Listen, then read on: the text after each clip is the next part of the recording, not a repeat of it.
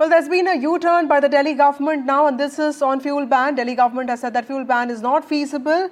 Maninder Sirsa, who's the transport minister, who's in fact also the Minister for Environment, he has raised concerns to the CAQM, the body that looks at pollution causes. In the midst of pressure, Delhi government has made this U-turn. My colleague Ishika joins us with more details on this. Ishika, explain to us the context of this. This is a change in policy on the end-of-life vehicles. The old policy, we understand, has been scrapped. Tell us, how is the new government, the BJP government in Delhi, looking at this? Well, Vasudha, it is a big development that is coming in at this point of time regarding the end of vehicle and especially, regarding the fuel ban, because in my hand is the letter that the Environment Minister in the Delhi government, Manjinder Singh Sirsa, has now written to CAQM saying that the fuel ban that was, implemented in Delhi regarding, the end-of-life vehicles, that they will be denied fuel and then they will be seized and impounded. That is not feasible. So this is what Delhi government has informed CAQM. Now remember, it was the CAQM's guidelines that are being implemented in Delhi. Now in this particular letter, the Environment Minister has mentioned different reasons as to why it is not feasible. Number one, he has said, certainly the ANPR cameras, even though they are installed across the national capital, their placement, that also needs... 10 साल में आपकी life को खत्म कर देंगे। तो ये जो इतने स्ट्रिक्ट नॉर्म्स आम आदमी पार्टी ने दिल्ली की जनता के लिए बनाकर गए, इस पे हमको पब्लिक से बहुत ज़्यादा शिकायत मिल रही है और हमारी दिल्ली सरकार इस समय जनता के साथ खड़ी है। दिल्ली के मुख्यमंत्री जनता के साथ खड़ी हैं। हम आज CAQM से बात करने जा रहे हैं, उनको पत्र लिख रहे हैं और दिल्ली की जनता का विषय, उनकी चिंता उनके विषय में डाल रहे हैं, उनके संज्ञान में डाल रहे हैं और हम इसके बारे में क्या क्या आगे करने जा रहे हैं वो आपको विस्तार से मनजिंदर सिंह सिरसा जी बताएंगे।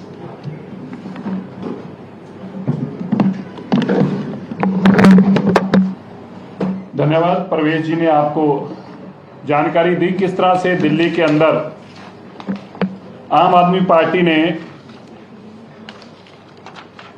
न्यू कार डीलर से मिलकर दिल्ली के अंदर लूट करी। उसका मैं आपको एक जीता जाता उदाहरण अभी पढ़ के सुनाऊंगा। ये नोटिफिकेशन है government of national capital territory of Delhi transport department 20/2/2024। 20/2/2024 को दिल्ली की सरकार ने नॉर्म्स बना दिए कि दिल्ली के लोगों की मेहनत की कमाई की गाड़ियों को कैसे उठाया जाएगा, कैसे तोड़ा जाएगा, कैसे खत्म कर दिया जाएगा। मैं पढ़कर सुनाना चाहता हूं। बकायदा एक पॉलिसी बनाकर उनके ऊपर तुगलकी फरमान, जैसे औरंगजेब का फरमान होता था, उसी तरह का फरमान दिल्ली की सरकार ने क्या जारी किया। The enforcement agency should conduct continuous enforcement drives for phasing out end-of-life vehicles from public places of Delhi and should send daily report। रोज की रिपोर्ट दो और पब्लिक प्लेसेस से भी उठा के उनको लेके जाओ। The end-of-life vehicles found playing on parked in public places will be impounded, seized by enforcement agency and shall be handed over to the for seizure memo। उनको इंपाउंड कर दिया जाएगा, सीज कर लिया जाएगा। देखिए तुगलकी फरमान क्यों किया जा रहा है। ये सब 10 साल तक दिल्ली की अकेली देश की ऐसी स्टेट है, ऐसा डिस्ट्रिक्ट है, ऐसा राजधानी है, ऐसा यूटी है जिसके अंदर 10 साल और 15 साल के व्हीकल चलना पे मनाही है और दिल्ली की सरकार ने जानबूझकर इस ऑर्डर को फर्दर इंप्लीमेंट किया, बजाय कि जाके सुप्रीम कोर्ट को और एनजीटी को बताते और काम नेक करते जिससे दिल्ली का पोल्यूशन कम होता। इसकी बजाय उन्होंने नए कार डीलरों से पैसा लेकर उनसे लेन देन किया और उस लेन देन के एवज में एक कानून बनाकर रख दिया। ये देखिए अगली, यहां तक ही नहीं रुके, उन लोगों ने प्रोसीजर भी तय कर दिए। क्या कर दिए? हर व्हीकल को अंडरटेकिंग देनी होगी कि जो बैंड है एनसीटी के अंदर वो कंफर्मेशन नंबर डालकर और ये बताएगा कि मैं दिल्ली में क्या एनसीटी में भी नहीं चलाऊंगा ये गाड़ी, मतलब इनको एनसीटी की भी चिंता थी, ठीक है। And of liquor should be impounded for second time, अगर पहली बार उसका चलान करेंगे लेकिन दूसरी बार तो उसको वापस ही नहीं करेंगे, उसकी गाड़ी को इंपाउंड कर लेंगे।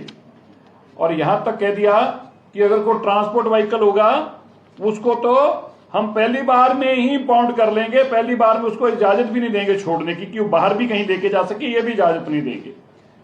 फिर क्या किया, हमारे यहां पर आप सुनकर हैरान होंगे, कोई स्क्रैप का यूनिट ही नहीं है और स्क्रैप के रेट भी तय कर दिए। 90% of the finish scrap component जो है उसके तहत गाड़ी को बहुत मुश्किल, अगर कोई मर्सिडीज गाड़ी भी होगी उसको भी 80-90 हजार रुपया मिलेगा।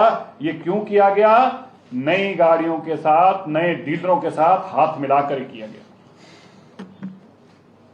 और यहीं नहीं रुके, एएनपीआर कैमरे लगा दिए, क्योंकि डीलरों ने आके कहा नई गाड़ी वालियों ने कि भैया तुम्हें पैसे दिए हैं, गाड़ियां अभी भी कम उठ रही हैं।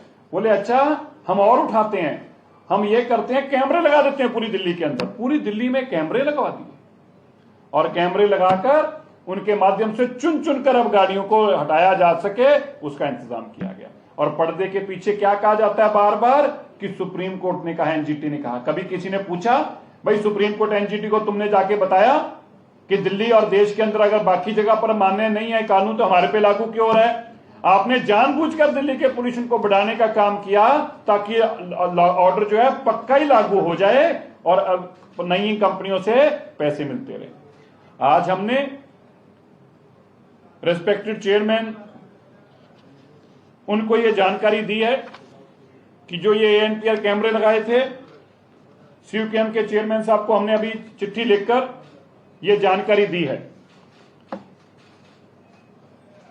उनको हमने बताया कि जो एएनपीआर कैमरेस लगाए हैं ये रोबोट सिस्टम नहीं है, अभी तक इनके अंदर बहुत सारे चैलेंजेस हैं। मैं बताना चाहता हूं पढ़कर। While the automated number plate recognition system cameras have been installed at most of the fuel stations, the system lacks the requisite robustness required for such crucial system. Some of them they are crucial issues related to technological glitch, camera placement, sensors not working, speakers manipulation. ये speakers भी manipulated हैं, ये भी कोई चल नहीं रहे, कोई बोल रहा है कोई नहीं बोल रहा, ये माल फंक्शन एक अलग से है। इसके साथ ही सेंसर्स की प्लेसमेंट, ये सब चैलेंजेस हैं। इसके साथ साथ ये इंटीग्रेटेड भी नहीं है, एनसीआर के डेटा के साथ अभी तक इंटीग्रेटेड भी नहीं हो पाए। इसके साथ साथ एंड ऑफ लाइफ जो है इसमें एक और चैलेंज आ रहा है हमें, वो है कि एचएसपी जो हाई सिक्योरिटी रजिस्ट्रेशन प्लेट्स हैं इनमें से भी जो जिन पे नहीं है उनको ये आइडेंटिफाई नहीं कर रहा। पेट्रोल पंपों पे झगड़ा हो रहा है कि भाई ये भी 10 साल से पुरानी गाड़ी है, तुम इसको क्यों नहीं छेड़ रहे। तो ये एक नई बीमारी वहां पर खड़ी हो गई, क्योंकि जो एचएसआरपी प्लेट्स नहीं है उनको ये आइडेंटिफाई नहीं कर पा रहा। इसके साथ ही इसमें एरर्स भी आ रहे हैं और इसकी इंप्लीमेंटेशन में दिक्कतें और चैलेंजेस भी हैं। हमने ये भी बताया कि किस तरह से गुड़गांव, फरीदाबाद और गाजियाबाद और बाकी एनसीआर के अंदर भी ऐसा कोई कानून अभी तक लागू नहीं हुआ। अगर कोई दिल्ली में नहीं फ्यूल मिलेगा तो उसको जाके गुड़गांव में, फरीदाबाद से ले लेगा। तो इसका लाभ कैसे होगा? इसका लाभ तभी होगा जब इसको रोबोट सिस्टम किया जाए और सारी जगह पे बराबर किया जाए। हमने बताया कि दिल्ली की सरकार पोल्यूशन के लिए बहुत तेजी से कदम उठाए हैं, डस्ट मिटिगेशन के कदम उठाए हैं, फ्यूल पोल्यूशन के लिए हमने काम किया है, हमने PM 2.5 को कम करने के लिए काम किया है। हमने बताया कि किस तरह से दिल्ली की सरकार इस साल 70 लाख से ज्यादा पेड़ लगाने जा रही है। हमने बताया कि किस तरह से PUC जो पोल्यूशन अंडर कंट्रोल सर्टिफिकेट है उसको हम और मुस्तैदी से जानकारी ले रहे हैं, थर्ड पार्टी उसकी जानकारी लेके। पिछली सरकार ने जो स्कैंडल उसमें भी किया था उस तरह का कुछ ना हो उसके लिए भी हमें पक्का कदम उठा रहे हैं। हमने ये भी बताया मैंडेटरी किया गया, हाई राइज बिल्डिंग्स के अंदर एंटी स्मोक गन्स लगाई जा रही है और उनको मैंडेटरी कर दिया गया है। हमने बताया कि किस तरह से दिल्ली की सारी PWD की सड़कें जो हैं वो मैकेनिकल रोड स्वीपर के माध्यम से अब साफ की जाएंगी ताकि PM 2.5 डस्ट जो है पार्टिकल्स ना बने, और साथ में इनके साथ एंटी स्मोक गन और वाटर स्प्रिंकलर्स भी इंटीग्रेटेड होंगे ताकि दिल्ली के वातावरण को और स्वच्छ किया जा सके।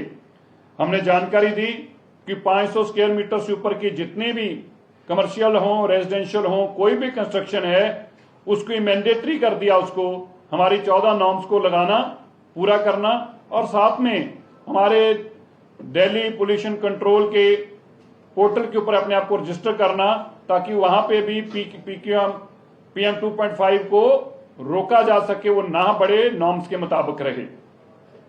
हमने बताया कि हम प्रिवेंटिव कदम उठा रहे हैं एंड ऑफ लाइफ व्हीकल्स के लिए। कैसे? हम जल्दी ये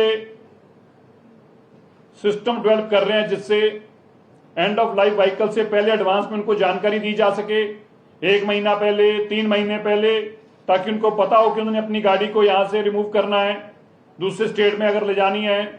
ये सारी जानकारी का भी हमने सिस्टम बनाया, और दूसरे स्टेट से ऐसी गाड़ियां ना आए, नेबरिंग स्टेट्स के अंदर भी हम इस माध्यम से, टेक्नोलॉजी के माध्यम से उनको जानकारियां देंगे। इनके चलते हमने उनको जानकारी दी है, because of the technological and extremely complex system and lack of integration and with neighboring states, there is a public discontent and outcry. In these said circumstances, it is not feasible to implement this system where fuel is being denied to EOL end of life vehicles identified through ANPR installed at petrol pumps in Delhi.